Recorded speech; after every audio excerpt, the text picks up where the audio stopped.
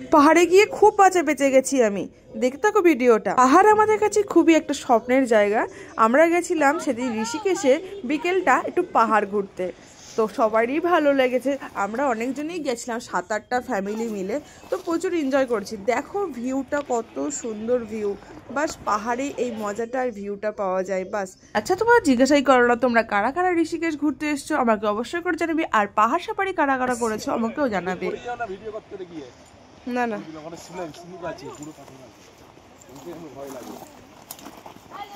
সত্যি মনে হচ্ছে পড়ে যাবো এবার। তোমার দাদা ভাই একটু আমাকে একটু বেশি টেনশনে ছিল, আমাকে সবসময় বলছে সাবধানে সাবধানে, আর সাবধান করতে করতেই সেইটা হলো। আমি যদি পড়তাম একদম নিচে, মানে নিচে মানে অনেকটাই নিচে, বুঝতে পারছো পাহাড়টা দেখে।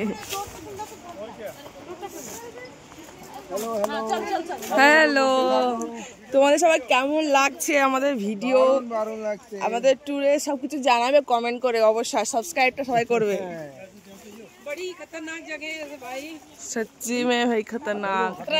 लेके आ रहे हैं, देखो भी जाना कहाँ जा रहे हो, कहाँ जा रहे हो? वो नीचे जाना है, पार के नीचे। बाप, তোমরা কি আওয়াজ শুনতে পাচ্ছ? আমরা তো শুনতে পাচ্ছি কিন্তু দেখতে পাচ্ছি না। এতটা উপর থেকে নিচে নেমে এসে বাপ রে। চলো সাফারি দেখাই তোমাদের। ছোট ছোট কাটা ফুল গাছ কত সুন্দর সুন্দর, দেখো। কারি পাতা তো ভর্তি।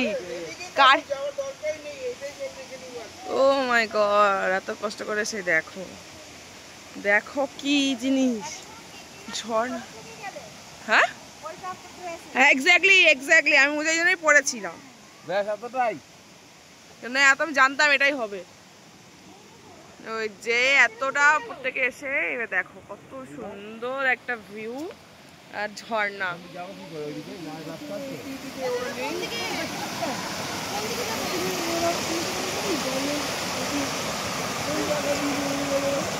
ফোন করো না।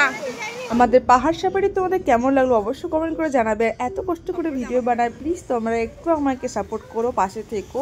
আর ভিডিওটা ভালো লাগলে অবশ্যই একটা লাইক, কমেন্ট এবং শেয়ার করে দেবে প্লিজ। সবাই সবার পাশে থাকলে অনেক দূর আগানো যায়।